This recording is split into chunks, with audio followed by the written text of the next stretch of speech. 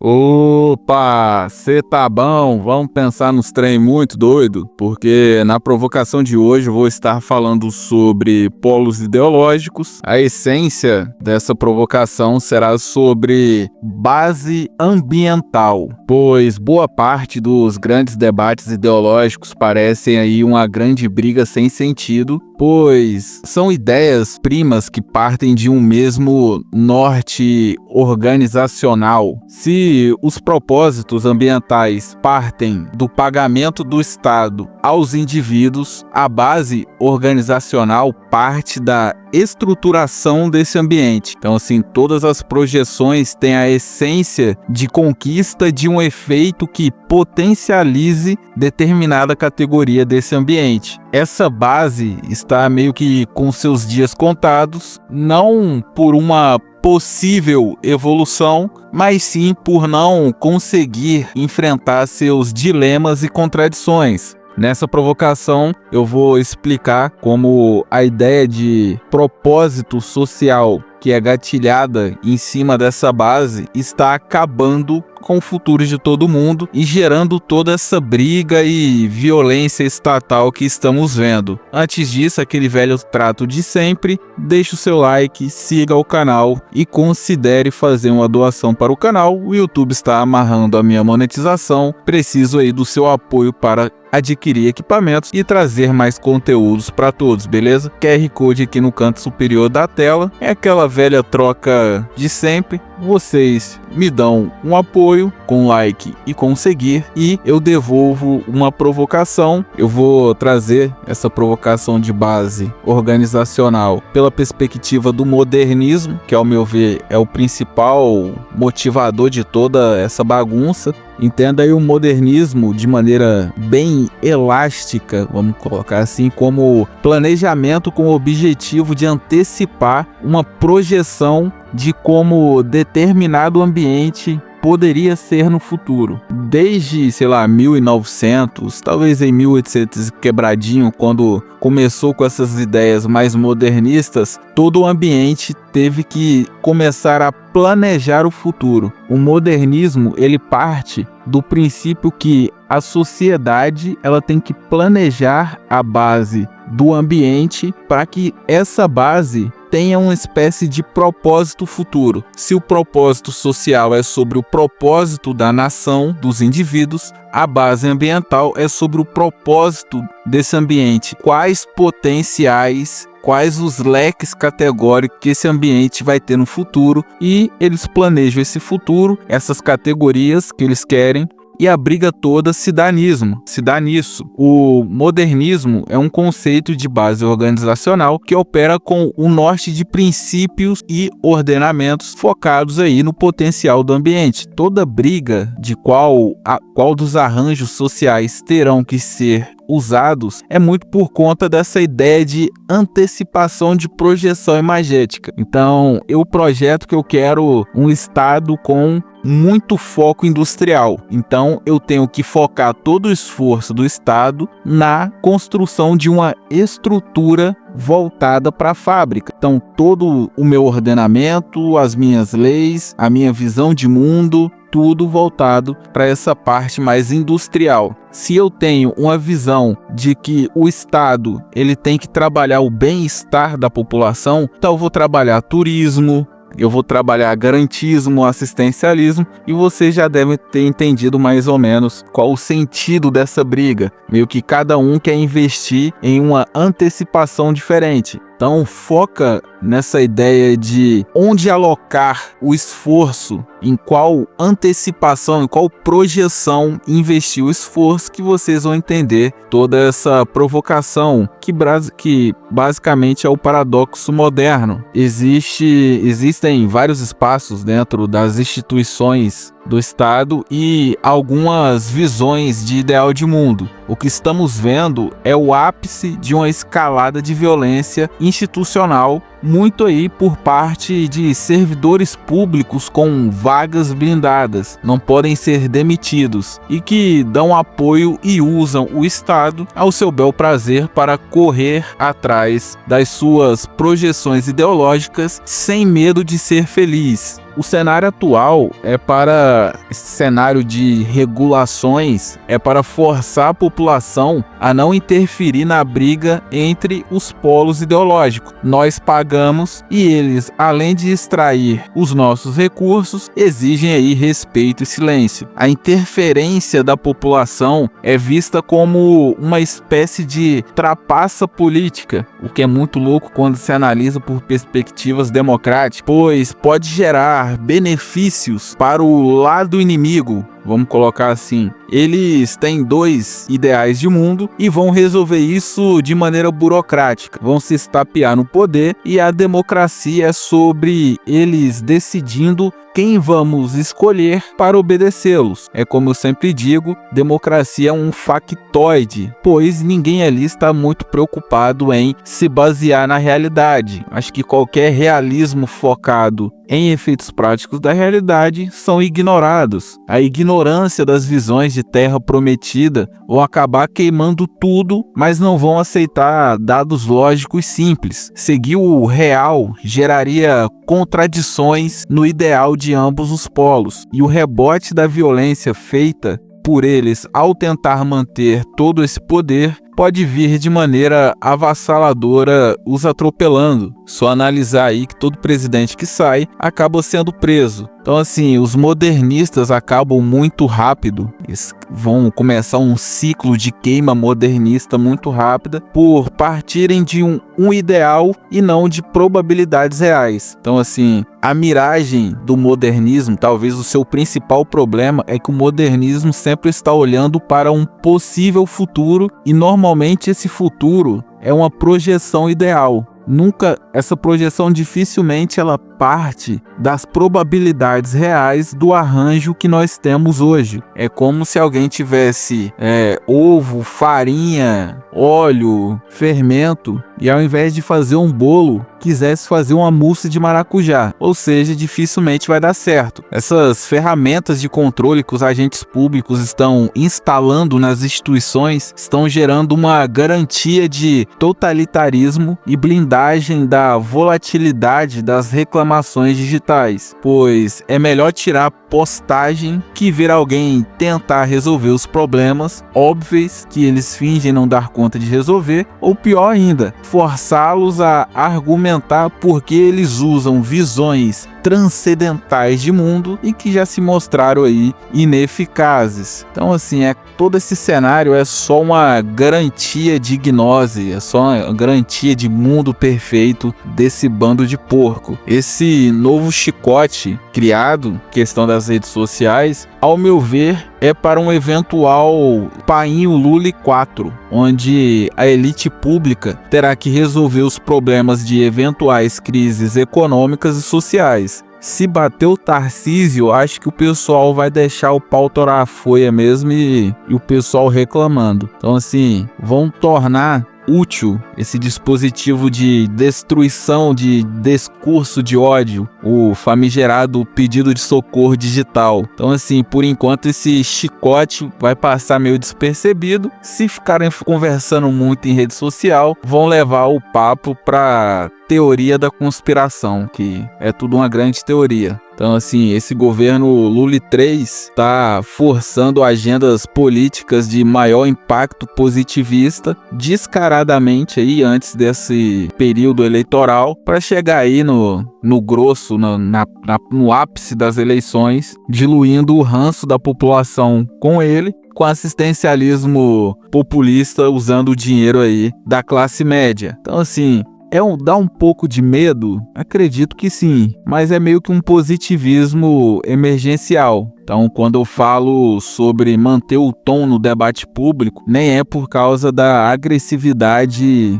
em relação ao outro indivíduo, mas pelo fato que vão usar o tom agressivo como justificativa de praticamente todo tipo de garantismo de vulneráveis. O intuito nunca foi e nunca será as vítimas, apenas fortificar o controle de agentes públicos sobre a massa. Então, assim, ficou óbvio que o pessoal ia subir o nível de narrativa de violência até o ponto onde ia se normalizar essa violência preventiva do Estado. O peso do Estado é a primeira coisa que se analisa quando se amplia o potencial de intermédio do Estado sobre os indivíduos. As pessoas têm uma mania de pedir para o Estado intervir, quando na verdade elas deveriam pedir, não deveriam nem pedir alguma coisa. Então, assim, é muito difícil olhar para um cenário futuro e não ver todo mundo como uma espécie de rato encurralado, porque o problema dessa briga toda é que quem paga o pagode é quem mais está se ferrando aí nessa história. Por pressão da realidade, o limite racional vai forçar algum tipo de brecha de comoção social. Talvez aí você tenha que se preparar para alguma loucura, porque acho impossível que uma população consiga ser esmagada, e na primeira brecha que tenha, ela não tente subverter essa ordem opressora. Meio que porque todo político, ele meio que sabe que se apertar demais a população, vai cair, porque, como sempre digo, se o esforço para viver na ordem for maior que o de viver na anarquia, os indivíduos se tornarão anárquicos. Então, assim, aparentemente alguns servidores públicos não têm essa compreensão, e eu fico feliz que eles não tenham, pois eles se baseiam no dilema do direito. Só que o dilema do direito não está a favor deles. Sendo otimista, o futuro pode acabar com a sanha de querer que os indivíduos abram mão do seu próprio destino para abraçar propósitos coletivos mais intrusivos. A luz no fim do túnel é que os espaços estatais têm poderes sintéticos. Em uma possível debandada de indivíduos mais anarquistas, o equilíbrio e subordinação social a esses agentes públicos fica bem fragilizada. Ou seja, ou deixa o povo solto,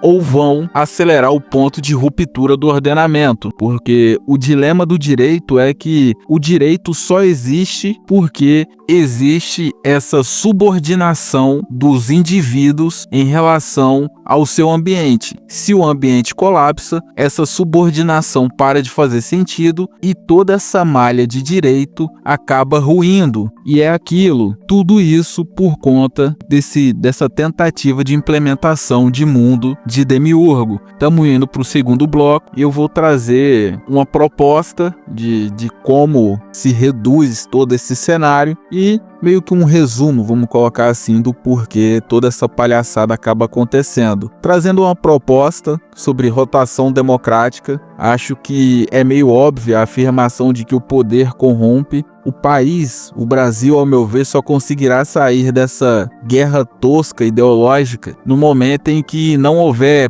permanência em espaços públicos. A rotação em espaços públicos acaba aí tirando esse senso de posse e de território desses agentes que acham que o Estado pertence a eles. Então, quando se analisa a visão que os agentes públicos têm de dinâmicas simples na sociedade, como as dinâmicas econômicas e digitais, se percebe que eles enxergam os últimos saltos de tecnologia de maneira rudimentar, praticamente de uma distância de uma miragem. Eles estão olhando para uma miragem e de uma certa distância, parece uma espécie de fofoca. Estão contando uma fofoca para os agentes públicos, que de boa parte das vezes são pessoas mais velhas. E eles enxergam todo esse salto como algo a ser temido, ao invés de algo que pode trazer benefício. Eles aceitam vários riscos sociais, mas têm uma certa dificuldade em entender que existem também um ponto de risco na questão tecnológica que a população vai ter que aprender. Então, assim,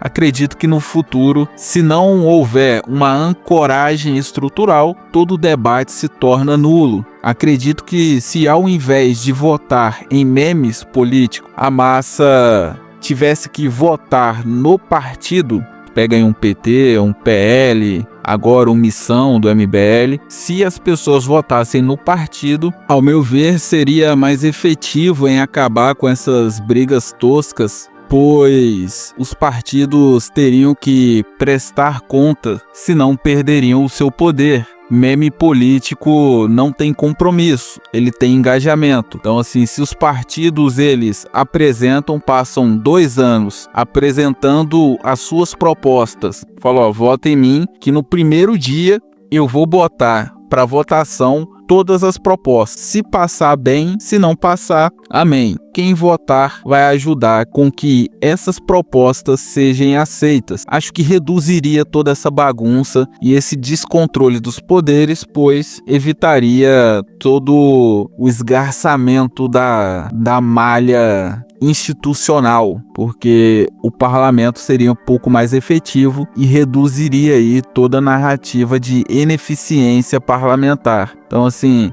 tem que reduzir o peso do ego de grandes agentes com as suas imagens. Não adianta ser famoso se o agente é um incapacitado. Com essa medida de ancoragem nos partidos, os partidos teriam que projetar a sua simpatia através dos seus pensadores e fariam aí gestão com pessoas mais técnicas. Então eu colocaria várias pessoas que estão pensando os problemas para ir para debate, dar entrevista, conversar com o público, enquanto agentes mais técnicos e civilizados com entendimento de administração faria todo esse processo de regulamento e implementação na sociedade. Porque dificilmente, eu já venho falando há algum tempo, se o ambiente não tiver foco econômico, não adianta. É função basilar de um novo propósito social o foco em competitividade de mercado, mesmo que para isso tenha que começar a demitir funça folgado para forçar aí uma maior eficiência das estruturas do Estado. Tirar o Estado do indivíduo e forçar uma ancoragem de mercado é meio que 2 projeções básicas que eu tenho dessa ideia, pois você quebra os cartéis de consumo e de quebra você aumenta aí o acúmulo de recursos por parte da população, que não será obrigada a pagar o Estado. Assim, o Estado não teria necessidade de ter um propósito, um grande propósito em si, pois ele conseguiria evoluir sem explorar a sua população, evitando assim a famigerada maldição de Babel, porque o que estamos vendo é que na ânsia de planejar algo que encarne um propósito transcendente, os últimos engenheiros de Babel, mesmo sem se entender, continuam brigando na ânsia de um dia conseguir construir alguma coisa baseada nos seus sonhos. O modernismo, ao meu ver, nessa ânsia de busca pelo futuro, de grandes projeções, de um efeito que vai mudar a realidade, ao meu ver é como Babel, como a Torre de Babel. A ambição de tornar um ambiente com potencial de questionar a ordem natural de Deus faz com que a maldição de Babel se ative e que ninguém saiba entender uns aos outros, levando aí a atritos e violências, pois aparentemente o que Deus embaralhou não foi a linguagem do povo de Babel, e sim as suas demandas individuais que forçam um individualismo quase que divino, vamos colocar assim. O que me leva a crer que o modernismo está morto, essa Torre de Babel está morta. Acredito que essa prepotência modernista esteja chegando ao seu fim. Existe um limite racional para o quanto alguém pode ser teimoso e burro. E o mundo digital acaba aí acelerando esse estado de decomposição e exposição de contradições ideológicas. Não que eu seja contra você projetar o seu futuro. Eu acho só que ignorar que o ambiente ele tem que se moldar à flutuação das demandas dos indivíduos e que não existe algo engessado como um futuro fixo, é por si só uma grande loucura. Se você foge das demandas dos indivíduos que são flutuantes, você vai acabar forçando todo o ambiente a abraçar uma coisa sintética, um arranjo sintético, uma organização sintética. Logo, não adianta ficar correndo e se esforçando para construir algo tão engessado. a base organizacional, as estruturas, as instituições do Estado, elas têm que ter uma certa maleabilidade, uma flexibilidade para comportar a rotação de demandas da população. Porque se tu constrói uma estrutura baseada em sobrevivência, beleza, ela vai garantir a sobrevivência e as pessoas vão se matar no conceito, no propósito de conforto. Se tu solucionar o conforto, os indivíduos vão acabar se atracando por conta de espaços que garantem evolução. E se resolver evolução, vai ter a criação, ou seja, os indivíduos vão evoluindo e não dá para você ter uma estrutura fixa e não dá para tu destruir uma estrutura e reconstruir o tempo todo. Então eu parto do princípio que essa maleabilidade ela tem que ser construída baseada na demanda da maioria. E tu só vai conseguir isso ao praticar o amor fati. Entenda esse amor fati como uma elasticidade safada do amor fati de Nietzsche, que é compreender, respeitar e aceitar os efeitos lógicos da realidade. Talvez seja o princípio de um recomeço depois de um pós-colapso. Parece um pouco otimista, mas acredito que as versões de base organizacional da sociedade serão obrigadas por conta da economia escassa e recursos talvez roubados a calcular coisas básicas e palpáveis, reduzindo grandes deslumbres por parte de agentes públicos, esses engenheiros de Babel que visam construir os seus sonhos. Agentes egóicos sempre foram aí a maior desgraça da modernidade. Os iluministas nunca fizeram muita questão que todos se iluminassem. A elite nunca vai fazer questão de entender a reclamação de quem produz os recursos que ela extrai. Então, assim, o sonho nunca foi e nunca será para todo mundo. Toda hierarquia vai ter um primeiro lugar e um último lugar. Toda essa briga é para garantir pessoas no primeiro lugar. Talvez o maior sonho possível de futuro seja o reforço do norte de contrato social, tendo como princípio a manutenção da potência da maioria. Os problemas médios do país estão nas camadas C+, até a B+. Qualquer ideia de sociedade que não contemple uma redução de custo e esforço dessa faixa é apenas propaganda eleitoral, beleza? Moral da história: essa briga se resume em dois grupos que só aceitam o mundo de determinada maneira e vão forçar a queda de quem puxar o propósito do ambiente para si. Ou seja, mesmo que dê certo, vai dar errado porque alguém vai sabotar. Tudo isso por conta de ego ideológico. Tem a violência, ok, estão com medo de sofrerem retaliações, mas o que mais me deixa puto com todo esse pagode safado é saber que não dá conta, que os agentes públicos não dão conta de resolver e eles sabem que estão fazendo merda e continuam descaradamente tentando fazer mais merda. Tudo isso se resolveria se a gente tivesse a ideia de flutuação espacial. O Estado tem que ter um sistema de espaços rotativos visando reduzir esse tipo de apropriação do poder absoluto do Estado. É uma pena que